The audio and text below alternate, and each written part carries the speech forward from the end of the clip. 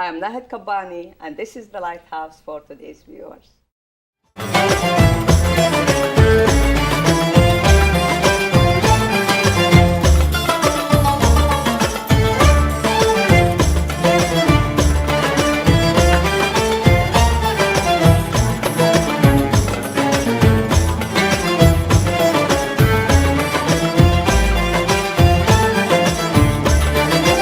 Welcome to our show. The spirit of September 11 around us, the 10th anniversary. It is the saddest moment in our life in this country, maybe, but this is the 10th year. Maybe it's eased up, maybe it's heat up, because sometimes the truth is hurting. And today, while we are remembering September 11, we have in our studio our guests, and they have point of view to share with you, to think about it deeper than what we were thinking. So I will let my guests introduce themselves, then we will get involved immediately to the topic. Welcome to our show. Will you please introduce yourself to our viewers? Yes, thank you. My name is Mark Graham from Davis, and I found out about some of this information we're going to talk about September 11th, 5 years ago. Started reading the books of David Ray Griffin and watching Stephen Jones's lectures, and that's how I came to know what I know today. I'm looking forward to our discussion. Hi, my name is Dave Kimball, and I have a group that's been meeting for about 6 years called Sacramento 9/11 Truth. We meet on the third Monday of every month. And I'm also affiliated with Peace Action, Sacramento Area Peace Action. And my name is Jeanie Kaltner, and I do a show on this station every Monday night at 8 called Soapbox. So I'm happy to be with Nahed and these two experts on 9/11 to stir it up a little. So your show actually brought our guests in because you addressed the issue in your show about September 11. It caught my attention. Then I thought maybe we need more to tell about viewers. I think we actually need a show once a week for a year, or maybe 5 times a week for a year. There's that much information about 9/11 and why the official story doesn't ring true in any way, shape, or form. Nothing could be more important than understanding what happened on 9/11, because it's the signal event of our time, and it has truly changed our life for the worse, by far for the worse. It has turned us into a surveillance state where the government can watch everything that we do and does. It has turned us into a war king, where we make war on every country that passes in front of us, practically. So I'm very happy to discuss in greater depth why I know both these gentlemen believe, as I do, that there was complicity on the part of the government in that attack, and that the official story of 9 Arab hijackers is just not true. So actually, since it happened, this incident happened, I was shocked. I am Arab, I am Muslim, I am Palestinian. I didn't find anything in this action will help or will address the anger of the Arab or the Muslim or the Palestinian in this matter. I didn't agree totally with what happened if it happened this way. I was mad at Osama bin Laden. I was mad, crazy madness about what's going on. You hurt us, not help us. You hurt the Islam, you hurt the Arab world, you hurt the Palestinian-Israeli issue, you hurt everything. Right. What did you gain for you or us? All what you did hurt us. But there are question marks. I couldn't figure out how smart he was, how he planned it, how he did it. But I kept quiet, sad. I have nothing to do, nothing in my hand. So we become terrorists all of a sudden. Yeah. We start to defend ourselves. We kept quiet. Yep. 3-4 years after that, we launched this show because people doesn't know faces. We become all the same, all foreigners, terrorists, no matter what, Christian, Muslim, Sikh, Hindu, with peer, without peer, they belong to that group. Well, so U.S. was citizens attacked Mexicans, they attacked Indians, they 10 years attacked, until now. anybody with slightly darker skin Yes. and a slightly different outfit. Because Yeah. our viewers and American people in general, they don't know enough about the Arab world or Islam in general, which is Muslim. They didn't do their homework, or they didn't address their issues in media normally to let your neighbor know about you in general. So that happened.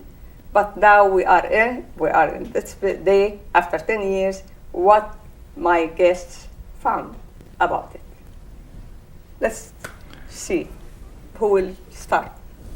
Well, for one thing, there's two conspiracy theories at work. I mean, the first one, Bush, right after 9/11, George Walker Bush told the American public that he doesn't want us to look at any conspiracy theories. But the official story itself of the 19 so-called Muslim hijackers with box cutters defeating $1 trillion military-industrial complex is itself a conspiracy theory. So what we're saying is, what our theory is, that the buildings obviously came down by demolition, and what their theory is, we have to choose which conspiracy theory we wish to believe. There's been no proof whatsoever of the official story that they gave out. In fact, there are no Muslim names on the passenger list. And online, you can just put in the search on YouTube, WTC7 Orange, O-R-A-N-G-E, and you'll get a 2-minute YouTube, which basically says, do you believe what your eyes, or do you believe? For example, the buildings collapsed straight down and at virtually free fall speed, as in controlled demolitions. Told. It shows Building 7 coming down by demolition. It shows other. The best thing we can do is pull it. I remember getting a call from the fire department commander telling me that they were not sure they were going to be able to contain the fire. I said, we've had such terrible loss of life. Maybe the smartest thing to do is pull it. And they made that decision to pull, and then we watched the building collapse. Buildings coming down by demolition, use of high explosives, and then it shows NIST and FEMA telling the American people officially in reports that Building 7 came down by fire. Now, do you believe what you're told, or do you believe your eyes? And that's what we have to really think when we're looking at this entire thing, is do we believe how they defined it when we were all psychologically traumatized by the event right afterwards? And remember the anthrax, in addition, and the other, we were traumatized, and they planted that myth when we were very psychologically upset. That's vulnerable. Yeah, that's done by social scientists that know exactly what they're doing. And so once it's planted, as David Ray Griffin, one of the best researchers in 9/11, has a doctorate from theology from Claremont College, has written numerous books on 9/11, one of the best sources of the truth. As he says, the truth of the myth does not matter. As we know from the myth of the creation of America, the myths of the creation of Israel, is, and all of that. I mean, once the public accepts the myth, the truth or falsity of the myth is not important. So this myth of 9/11, and then we've just started all these wars, torn down our entire Constitution. Mind set up, and that's it. We set up the mind, and that's it. Right. And it's totally transformed our society. Now, 10 years out, it's real scary when you're thinking of all this surveillance and all of this. Where's the proof of what they even said in the beginning of this, what we call pretext incident, that happened in order to create a wave of helpful indignation, to use another quote. And fear. To get the public to agree to go basically and take the oil of the Middle East, in addition to many other projects that I believe these controllers, whoever they may be, have in mind. So that's some input from me on that. I was talking with a friend of mine today about who are the people in the 9/11 truth movement. And I said, well, the first thing is that we're all very diverse. But we thought about it and then came up with a few ways to describe them. And we came up with, some of the things were well-informed. And by that I mean the information that we're talking about is all available on the internet, but it is really not covered in the mainstream news, mainstream media. For the 10th anniversary of September 11, which is 10 days from now, there is going to be a ton of coverage, and I would bet my life that they are not going to show on the networks, on Fox and CNN, the video of Building 7 coming down. Good point. They're probably, how many people in the United States, out of 300 million Americans, I'd be surprised if there are 5 million, 10 at the most, that have ever seen a video of Building 7 coming down, let alone had it explained to them. And that should be covered. But there's a mountain of information that's just not covered. So the 9/11 Truth Movement is made up of people who are well-informed. I think people that are honorable.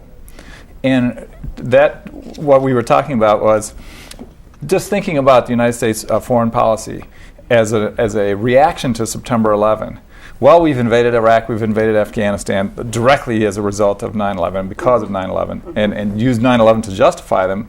But myself, and I think this is true of people in the 9/11 Truth Movement, think that that was not the honorable thing to do. The honorable thing to do really is to really look at the evidence, find out who really did it, and go after them. There were terrorists involved in September 11, but they are not the people that we have been killing over there.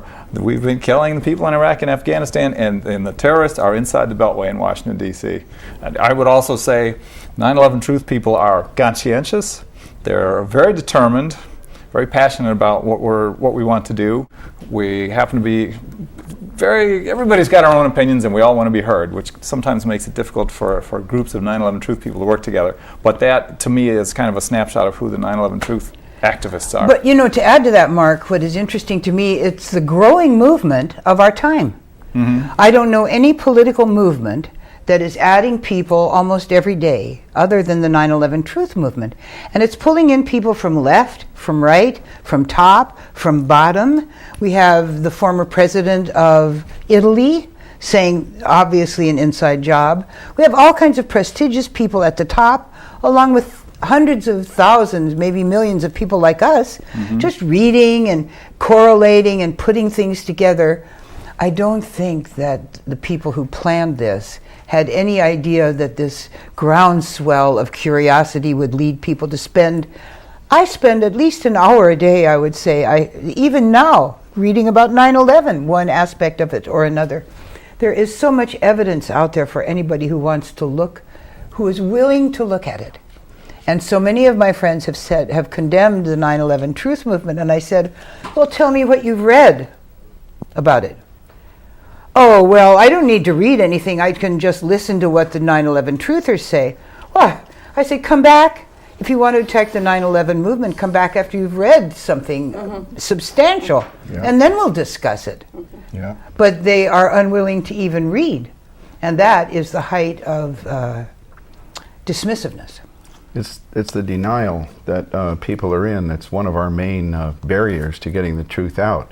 And what a lot of people don't realize is that before 9/11, the enemy basically, during World War II, it was the fascists for a while. Prior to that, it was basically the left, or the communists, where you had the Palmer raids and the raids on the left in America.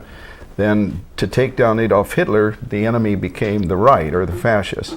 Then following World War II, in Hiroshima and Nagasaki, which was Eisenhower told us would not be necessary. Japan was ready to surrender and was totally unneeded. But the enemy switched back to the left again, and we had the McCarthy years and all of that. But then when we got up to 9/11, the enemy all of a sudden shifted. The designated enemy, that's what I call, in order to justify the building up of the military to fight the designated enemy. The enemy changed to the terrorists. And when Bush told us this was a war on terror, it was similar to the war on drugs. You can't have a war on a drug. How can you have a war on terror, which is a tactic? You can't have a war on a tactic. But actually bring more terror. Yeah. Sure. I mean, and so this is the long war. This is the war. They don't need any other designated enemy. This is the unending war, and this is not acceptable. In fact, American people have the right to believe their government or whatever they have been told, because we are believers. We believe in our constitution, we believe in our country, we believe in our government, and we live peacefully with ourselves in our country, because the Congress, the government take care of us, we pay our tax, we do our duty. That's why we create other things in general in life. But when it hit hard and you find out something unusual, your anger will be double. That's why people start to dig in, because something suspicious come all of a sudden to wake them up and let the brain work a little bit harder than it was to find the truth. To follow that, there is a lot of things to find out, and we will talk about it after the break. You're watching The Lighthouse for today's viewers, brought to you by oneworldforyou.org.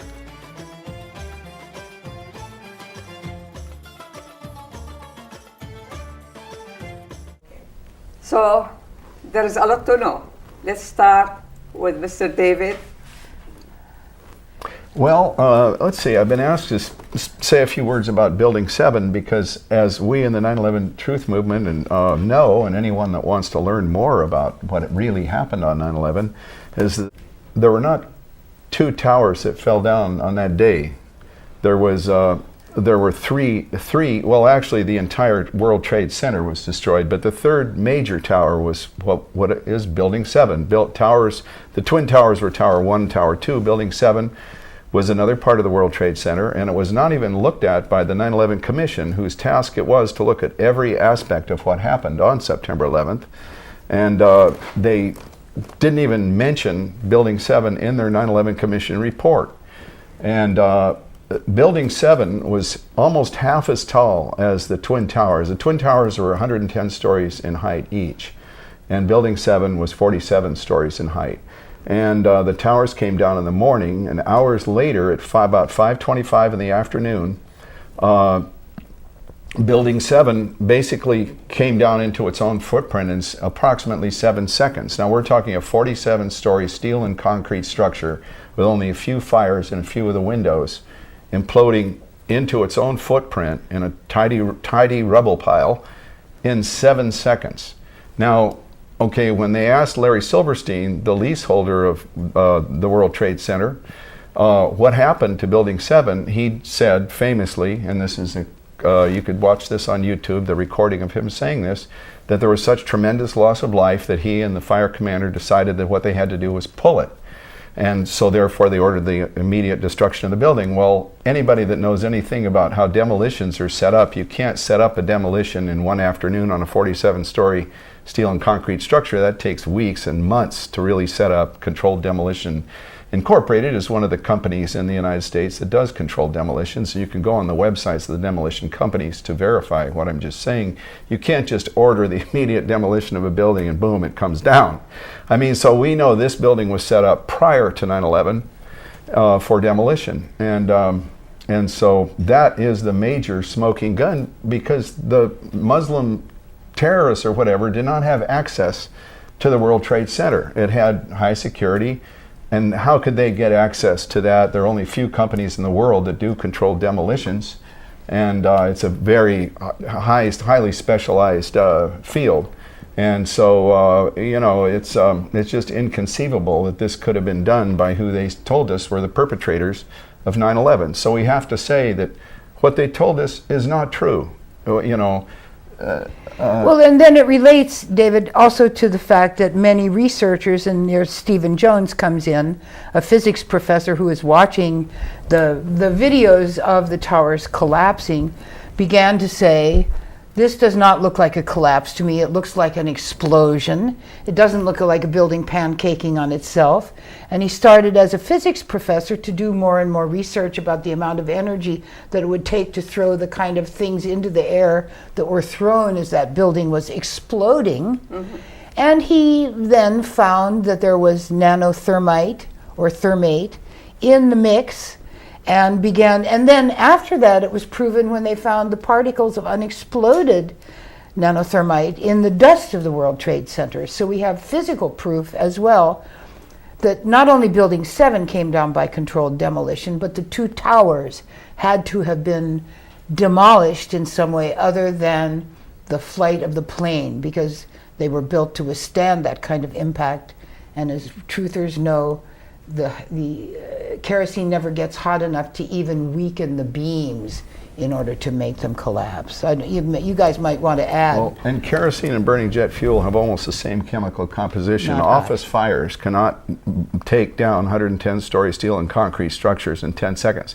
But I want to give some credit to Mark Graham here, sitting next to me, because in April of 2009, right after Stephen Jones published his paper in the Open Chemical Physics Journal, a prestigious scientific journal, proving that nanothermite was present in the dust from the World Trade Center, Mark and I especially worked on bringing Stephen Jones to Sacramento to give a talk on the research that he and his team of 8 other scientists did to put together this paper, which is a peer-reviewed paper and as yet has not been refuted by any other scientific body in the entire world. So his paper stands scientifically and could be used in a court of law. And Mark, introduced Stephen Jones in Sacramento at the Colonial Heights Library in April of 2000. And then the following night, Mark had Stephen as a guest at UC Davis. And so, you know, Thank Mark, you. wasn't that great? That was a great It was event. great. Let me deflect some of the credit here.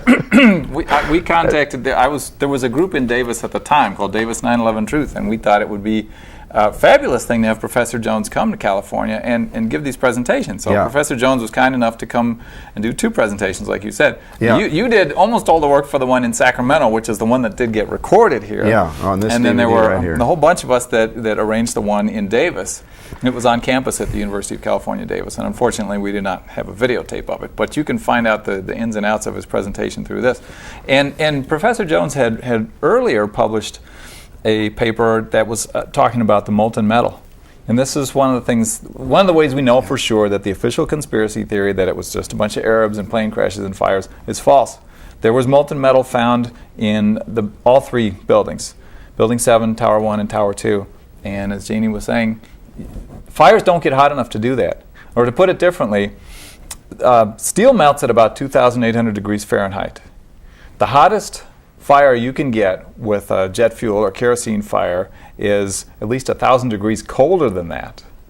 And by the fact that there was molten metal found in all 3 of these buildings, we know that there was another source of heat besides the fires from the jet fuels and the office contents. I mean, that's just one. You really should take a look at, do a web search on WTC7 or Building 7 and watch it coming down. It's just amazing. There's so much to say. I was thinking of other things as you were talking, but there's never been an honest investigation because, like you mentioned, David, the 9/11 Commission, they published a 571-page report. They mention, I think, that Building 7's existence once in a footnote, and they didn't mention that, let's see, by the way, it was demolished. It was a 47-story building that morning, and by 5:30 in the afternoon, it was a pile of bricks and rubble. Now, so then the question is, why did they omit that piece of information?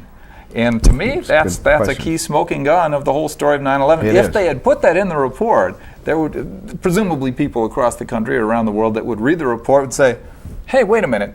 I never saw Building 7 on TV. What is this stuff? And how could it get knocked down in 7 seconds? So that would blow their whole case. But they had to convince us all that it was just a bunch of Arabs and planes and plane crashes. And that's why there's no mention of Building 7 being demolished in the 9/11 Commission report. And as far as criminality with Building 7, when you have the leaseholder of the buildings, now we know there's only a few office fires. There are photos of the front of the building, the back of the building, the sides of the building. You can look them up online on WTC7.net, one of the major research websites of Jim Hoffman. But so we know there were only a few fires on a few floors coming out of a few windows of this 47-story humongous size. It's the size of a city block, the base of it, steel and concrete skyscraper. And then you have Larry Silverstein admitting on public television, publicly, that he ordered the demolition of a building that could have easily been saved. He said, and so he's the leaseholder. So now he's set up to collect the insurance payout after he's admitted to ordering the demolition of the building, when the fire sprinklers or fire crews could have gone in the building and put out these few office fires in the building. Well, he pretended that he meant we meant to. So where's the criminal investigation? Bringing the firefighters down. He lied then when he realized he had given the story away. he lied and said, "Oh, I meant we were to pull the firemen out." Later. But But he they wouldn't were. have said that. But where was the criminal investigation of obvious insurance fraud here? This is insurance fraud. If a person burns down their restaurant because it's failing and then tries to collect insurance policy, there's insurance investigators that can go right in and find out, hey, how did this fire start? Where this is $1 billion of payoffs that he received. So then, therefore, you have to imagine that the insurance companies themselves had to be involved on some level. And Don Paul did this research and presented that in the Citizens Grand Jury in Los Angeles. It's showing his face, his talk, his it said his right building. there. And the Citizens Grand Jury of Los Angeles reached the conclusion that that this was one of the more likely perpetrators, and this needed to be investigated if people were really going to investigate. There's also evidence of Cheney's involvement. I mean, you know that, right, Jeanie? I mean, There is, the sad thing about this is there is just what Mark said. There is so much evidence. It's in piles. If we had an honest media, There's evidence. ever, that would begin to bring this to people's attention, it would explode into public consciousness. And even now, with every effort made to cover it up, every day more people come over to the side. But one site to look at is Patriots Question 9/11, because that's a bunch of extremely experienced engineers, architects, pilots, flight engineers, government people, actors, all actresses. kinds of doctors, nurses, lawyers, everybody telling their story of how they began to see what was false and what made it sure for them that the official story was false. And as I say, it's like the best crime novel you ever read in your life. You can just get lost in it forever. Well, I was going to say, now another website people ought to take a look at, this will be a very interesting one, about Architects and Engineers for 9/11 Truth, or just ae911truth.org. Right. More information. There are over 1,500 architects and engineers who are degreed, experienced, and licensed that have signed a petition on the ae911 Truth website saying we are demanding a truly independent investigation, and it should look specifically at the possible use of explosives to bring down the World Trade Center. You can find all kinds of information on that website. Now I remembered a couple of things I was going to say about the World Trade Center. There's something called the National Institute for Standards and Technology. It's part of the U.S. Department of Commerce, and the acronym for it is NIST. Well, NIST produced a final report on the Twin Towers, and then in 2008, a final report on Building 7. Now, we could go into either one of these, but briefly, their final report on the Twin Towers included a quote-unquote probable collapse sequence. And this is their explanation of what really happened to the Twin Towers. And if you read the probable collapse sequence, they're describing all kinds of things that happened on the inside of the building that it's impossible to know. Yeah. These are guesses. Basically, how they've come up with this probable collapse sequence is they designed a computer model, and they've kept certain aspects of their information for their computer model secret. They've not disclosed it to the public. And all you got to do is read the probable collapse sequence, and you can see they are guessing. They are telling us this beam pushed against this. What they would have no way of knowing. Now, another key fact about this is a lot of people think that the Twin Towers came down in a pancake-style collapse, where the top floor where the building went in got weak, and then it knocked the floor below it, and it knocked the floor below it, and the floor below it, and that's how the whole thing came down, which is preposterous on its face. But the important thing I wanted to point out is that NIST admitted in 2006, in some of their frequently asked questions, in the writing, in other words, that the Twin Towers did not come down in a pancake-style collapse. They said that's not true. Then they went on to explain their theory, which is also not true. They kept changing. But people need to at least be aware of that. And when we look at the towers coming down and comparing the demolition of Building 7 to the demolition of the Twin Towers in 10 seconds, approximately, there are two different types of demolitions. Building 7 was what they call a conventional demolition. We knew from the beginning that that was taken down just as all other demolitions of office buildings are done. But the towers blasted outwards like this.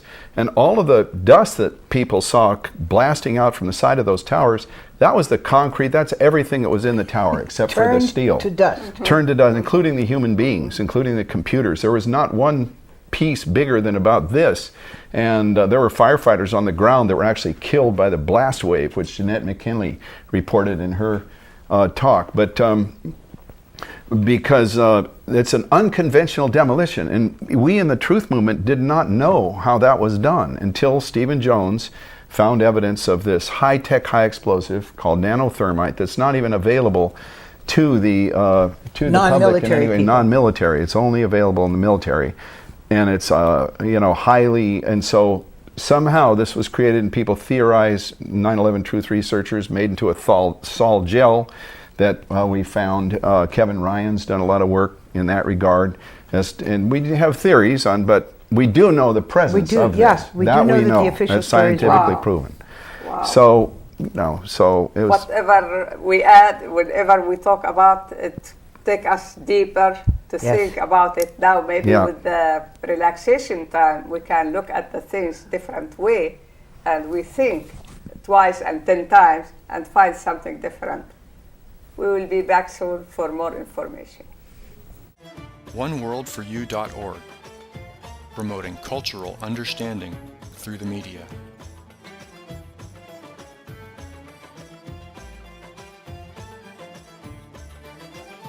So amazing information. Let's go to Mark and find out what he has something to add.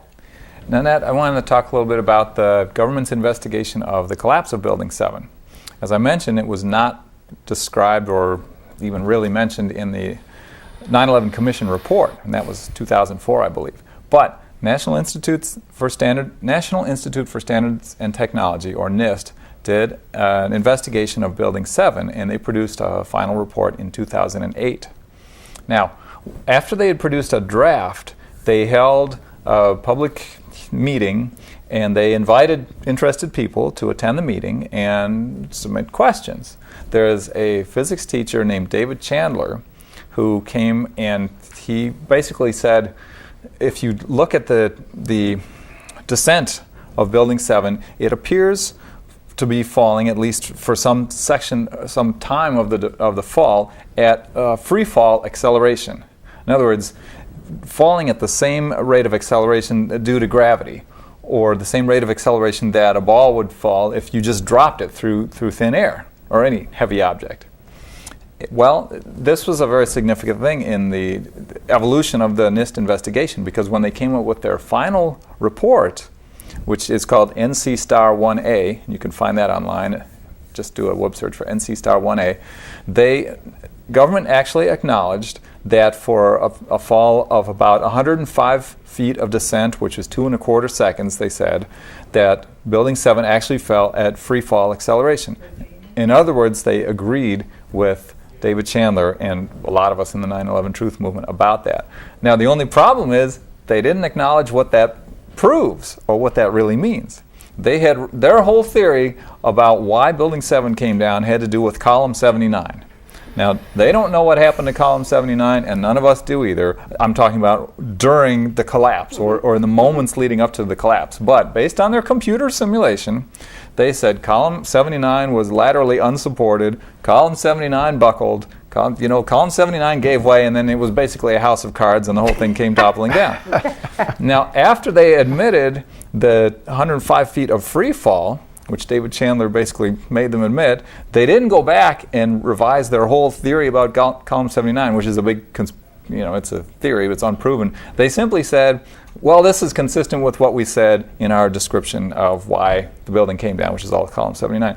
So we can tell that they're making things up. Calling it consistent doesn't make it consistent. Right. So what the free fall speed means that there was nothing supporting that building at all. Right. At that moment for those 2.5 seconds. Well, and when you look at the building coming down, it comes down in a perfectly level like this in 7 seconds. high So if speed. only one column gave way, then how come it's not coming down in some blink your eye.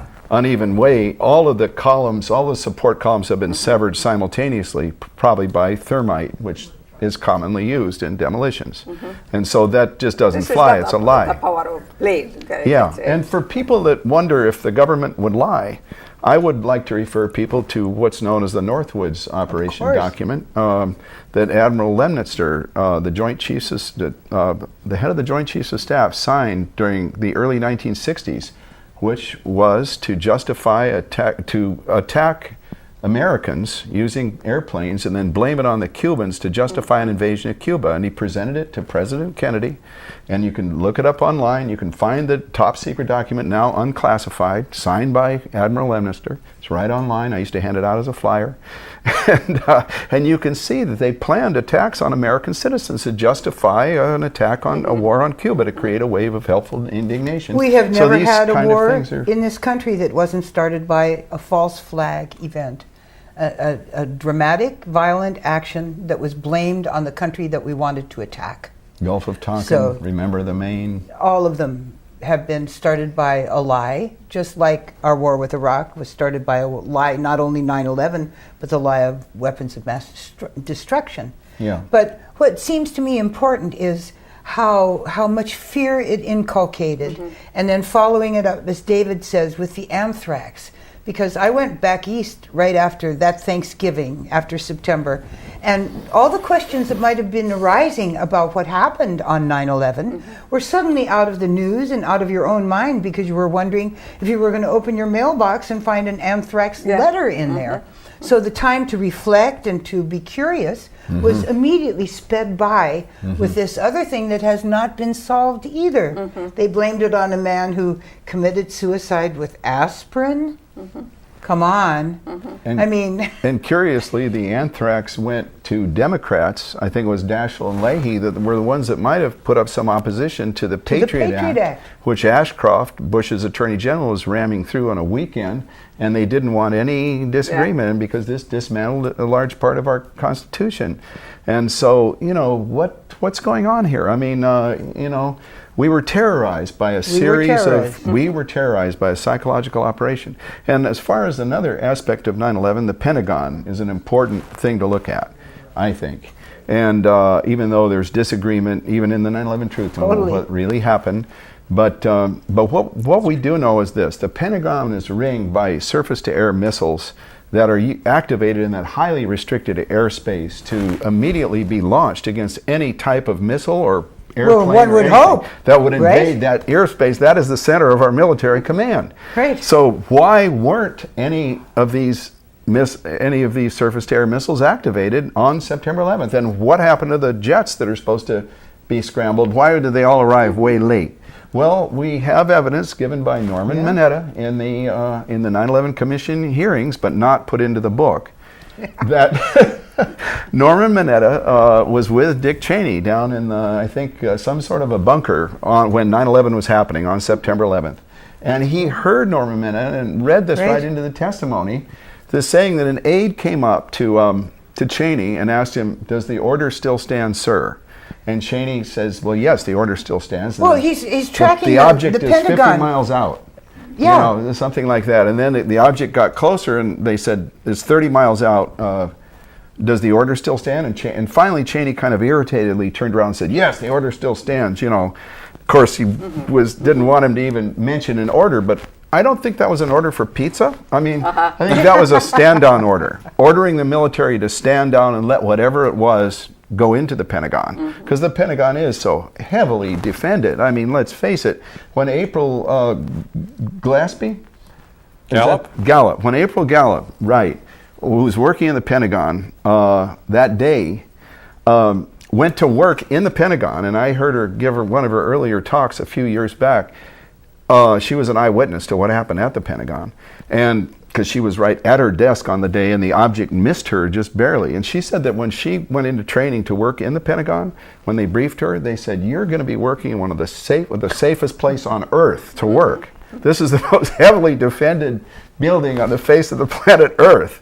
So I mean, how is it possible for this building to be hit? But of course, that was integral to the 9/11 At the end of hours, when planes are flying around our country ready to attack us, and we're all sitting there, where will they attack? But the fact that the Pentagon was hit allowed Bush to define 9/11 as an act of war, not a crime. As soon as it's defined as an act of war, then you don't have to follow the laws on the books of the city of New York that say to investigate how skyscrapers fall. You don't have to follow any laws. Now you're in a war. So it was integral to the entire operation to have the Pentagon be hit, because of course then we didn't do this to ourselves. It also reinforces that myth. So, You know, it was a very carefully planned and thought out, very complex operation. David, I wanted to pick up on what you were saying earlier about the history of who our enemy has been over the years. Yeah. It's been the left, it's been the right. Now, Yeah. In 1989, the Soviet Union came tumbling down, the Berlin Wall came tumbling down, and that was supposed to be a great day for freedom and so on, and I suppose in some sense it was. But that was very bad for business, for the military-industrial complex. And people ask me who was behind this. I could name a bunch of individuals. I'm sure that Dick Cheney was involved in this from the beginning. But it's the military-industrial complex. Yeah. It's the national security state. So I just want to mention a couple things here. That the collapse of the Soviet Union was bad for business because we didn't have the big enemy. Right. We didn't have the great enemy that whether it's the Republicans or the Democrats, they could go to the floor of the Congress and vote for another massive multi-billion-dollar spending bill with more weapon systems and bombs, missiles, and planes because they weren't out there. If you remember, in the early 90s, there was the base realignment and closure, right? We were talking about a peace dividend. There was supposed to be a peace dividend, and now California is loaded with military bases and military contractors. It was bad for California. I wasn't here at the time. But anyway, from the point of view of the national security state and the military-industrial complex, they needed a new enemy. Communism was dead. We cannot have communism to kick around anymore, We to need a paraphrase reason to have a war or We need fight. the war paraphrase reasons, Richard right. Nixon. Yes. Now, and what do you know? Now we have an enemy. Yes. It's so-called terrorism. And it feels very important need for the military-industrial complex because now they can continue to make the whole national policy and the whole national budget about fighting terrorism, and they couldn't do that before we had this enemy out there. But you mentioned the Soviet. Right. Who tears the Soviet down? With which help? Which person who helped us to do that?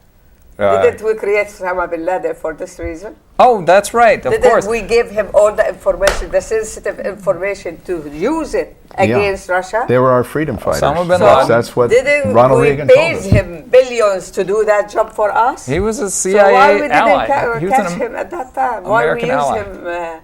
Well, he was right. good way. When he was fighting against the Soviet Union for us in Afghanistan, we gave him, training, But weapons, also, and money.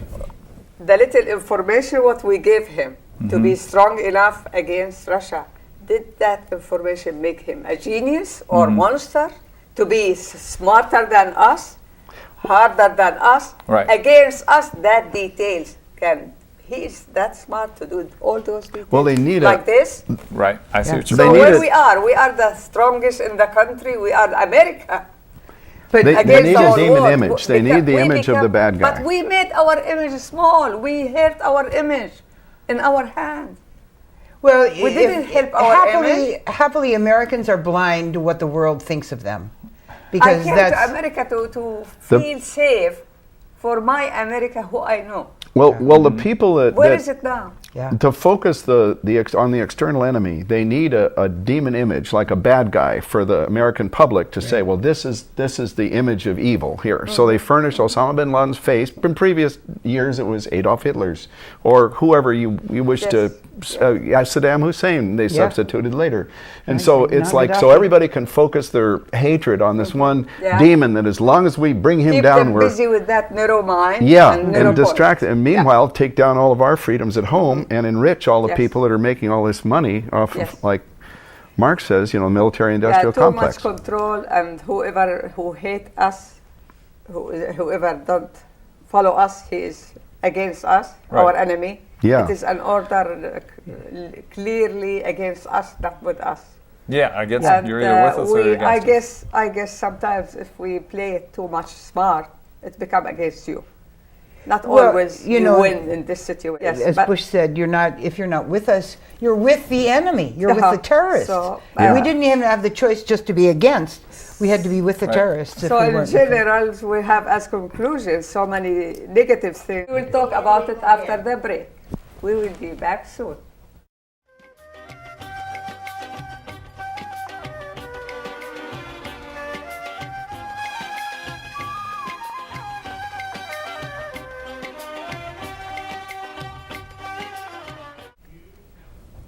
So there is a lot of details, no matter what we address in this show. It's not enough time to clear up the picture. But no matter what, this whole picture give us hard time and give us also a lot of negativity in our country. Let's find out, as a result of that incident, what we have now. Who will start? Well, Albert Einstein famously said the important thing is to never stop questioning.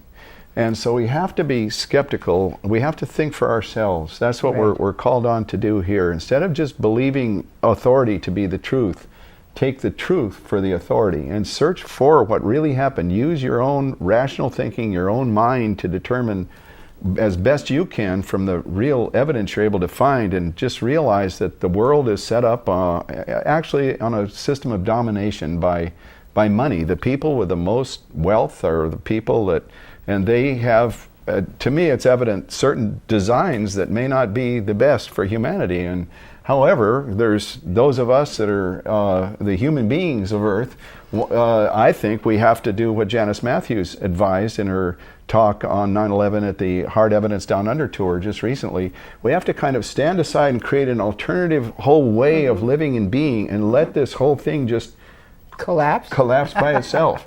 Like the towers. Sort of like, Yeah, anyway, that's some input from me there. You know, the Washington Post did an investigation into the growth of the national security state, and they called it Top Secret America. You can check out the website, Top Secret America. One thing I remember reading from that was there are 840,000 people in the United States that have top secret security clearances.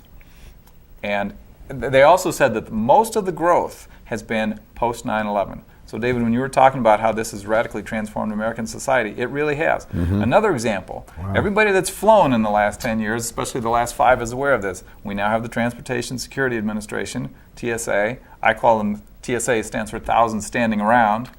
And I wish they were just standing around. Yeah. But the purpose of the TSA is not to make you safer. It's to remind you of the importance and the necessity of the war on terror. It's to keep us all in fear. It is 100% nonsense.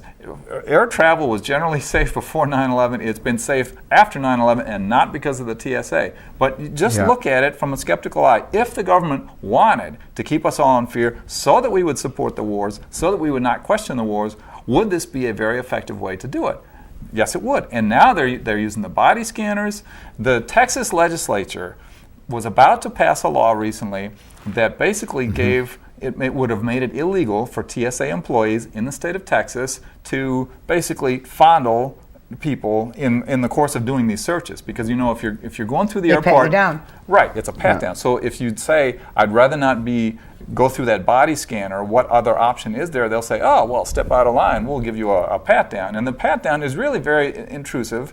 And as the Texas legislature noted in their legislation, that it actually allows the TSA members to touch private parts, to touch the passenger's private parts, and it doesn't matter what gender or what age, you know, who's touching, who's being touched. So they were about to pass a law to make this illegal in Texas, and somebody from TSA basically intervened with, I believe, the lieutenant governor. The lieutenant governor of Texas went down onto the floor of the legislature and was twisting the arms of the legislators, and what do you know, they withdrew the bill, and it never got passed. But that is just a perfect example of how the national security state is intruding on our lives. And you know, if this war is about freedom, you got to take a look at what has happened to our freedom in the United States. Air travel, we are, you know, it's just absurd. The national security state has become accepted as a necessary evil, and I think that they're evil, but they're not necessary. That's a good way to put it. Well, it's been a tragedy for us all to live in fear, but it has taught us the one thing that we should learn is what I'm reiterating what David said, is not to believe the government. One should never believe the government. The government has its own interests and the interests of its powerful contributors at heart, and so we should challenge what we hear, and we should do our own research, and we should go to the 9/11 truth sites, read the skeptics, and I am a very skeptical person, but I have never gone to a truth site that I haven't found more information that at first I go, this can't be true. Turns out to be absolutely true. And there is evidence from stock market variations before 9/11 that have been tabulated and recorded, from earthquake, seismographic records, It just goes on and on and on as the evidence piles up of this very badly botched operation. The only thing you can say about it is that it succeeded in setting us up as a military surveillance state. And that has had tragic results for our economy, for all the people in it. Today's Bee had a long article about how if you want to get a job, be in the security industry. You know, there you are. Worthless expenses, you know, inserting themselves into our private lives. Very tragic. Well, and when you look at the, you know, at flying, like what Mark was talking about, for no reason that we're going to be able to determine for ourselves at any time any one of us tries to fly anybody, you could be placed on the no-fly list. And as far as I know, there's no way to contest that or find out even the reason why you might be. The other law that's been passed is down along the southern border there in Arizona. They passed the first one. Now numerous other similar laws have been passed in other states. But that's the law that allows the police, just on the appearance or the racial demographic or the profiling, you know, of a certain individual, not the fact that they have probable cause to suspect them of any crime, which is in the Constitution, but just to make them prove their innocence by showing us your papers.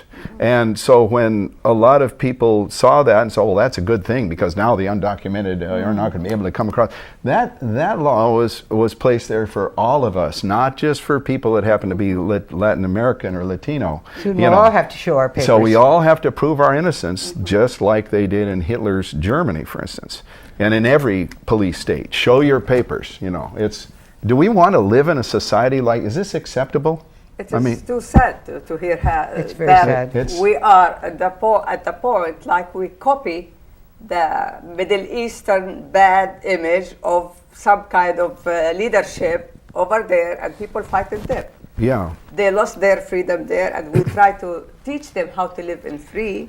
Yeah. And we spend time, we made effort with words and things to teach them how to live. But in the meantime, we lost our freedom here. Yeah. To me, again, it's really sad for me as a person, brought my family to this great country to live happily in peace. Yeah. To find myself, after all, if I will live in fear, even in America, where I should go. I lived all my life after I left Palestine in fear, how to raise my kids. I brought them here to feel safe, which is great. And they graduate, they have good positions. Thank God I felt peacefully. All of a sudden things change and get confused. Where is my America? Right. All what I'm looking for to go back to normal and think about inside our country, because we lost our attention inside. Even the family at home, they lost the attention at home. They look at the neighbors, they look at the things because of the worries. Yeah. We need to focus again on our life, in our country, and what it needs to be stand up again in our feet to become again the strength in the whole world. Because if we are weak, the whole world will be dying. And if America is weak that much, the whole world will be dying. Where's the future? And other. And So when hopefully. Homeland Security is telling us now with their latest released videos to see and say, that's the slogan, and they use say your that judgment. Use your maybe your thinking. next door neighbor could don't be, sleep. you know, reported. Just be awake. That's all. If they pay for their hotel with cash, you know, that's a reason to suspect. If they leave a little grip on a chair in a mall and go get a cup of coffee, maybe that's a bomb. See and say, call the government immediately and turn in your fellow citizens. Turn each other into the government. They're encouraging us to do that now. Yes. That's what a police state does. That's why there is a lot really sad things, but we have to open the subject. We have to learn from our mistakes, and we have to fix it, not to cry, and that's it. And tomorrow better than today, and we hope that next show will say we find ourselves, we find the courage to cover the need to go to pass through that hard time and live happily and strongly as American, and to be proud of ourselves that we made it okay after all. Thank you all for coming to the show, and for you, my viewers, thank you for watching. Hopefully, we'll not bring sad news next time, but we bring the news to think to use our brain and our judgment. Dig in the information what we gave you today. Check the website. Think about it. Look at the picture again. And maybe you will find the truth. Maybe you will accept what you heard. Maybe you will not accept it, but at least think about it. Yes. Thank you for watching. We'll see you next time.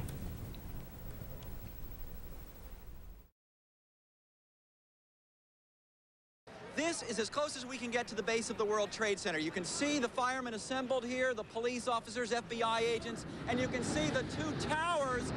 A huge explosion now, raining debris on all of us. We better get out of the way.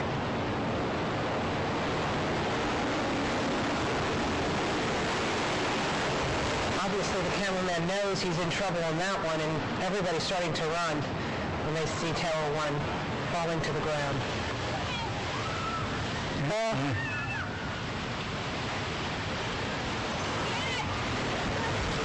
And when you're running like that, just in fear for your life, you have no idea how close that is behind you. You don't dare look back.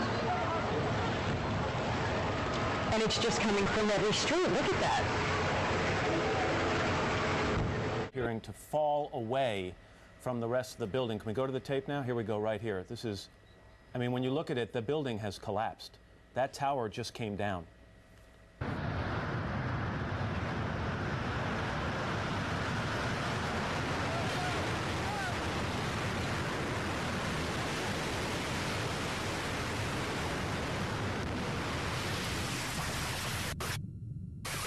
I spoke to the chief of safety for the New York City Fire Department. He received word of the possibility of a secondary device, that is another bomb going off. He thinks that there were actually devices that were planted in the building. Over an hour. I want to underscore again that both towers have been hit. Both towers, each tower was hit by an aircraft, incoming aircraft.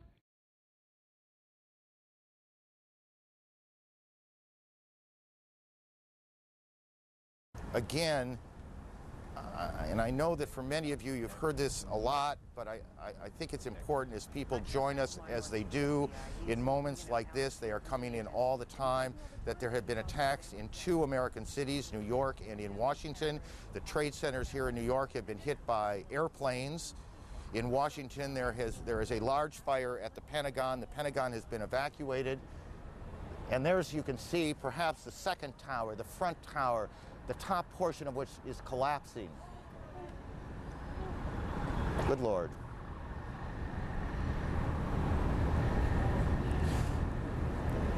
There are no words. You can see large pieces of the building falling. You can see the smoke rising. You can see a portion of the side of the building now just being covered on the right side as I look at it, covered in smoke. This is just a horrific scene and a horrific moment.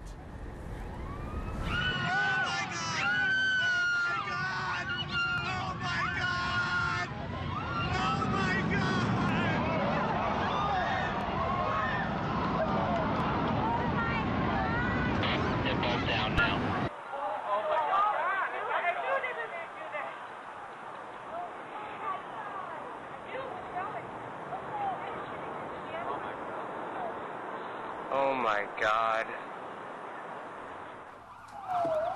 There it is.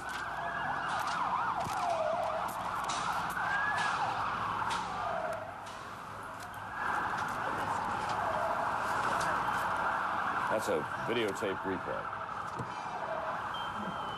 Also, we're trapped by this. And here is the second tower that's coming down, and this was a similar situation. This defies belief.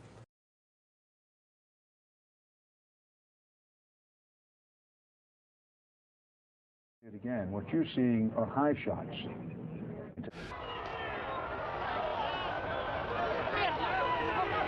Building number 7, which wasn't hit by any airplane, and yet it came down about 5:30 that afternoon. Its collapse remains so impossible to explain, except as controlled demolition, that the 9/11 Commission report did not even mention it, as if the collapse of a 47-story building was not worthy of comment. and it only had fires on floors number 7 and 12 of 47 stories.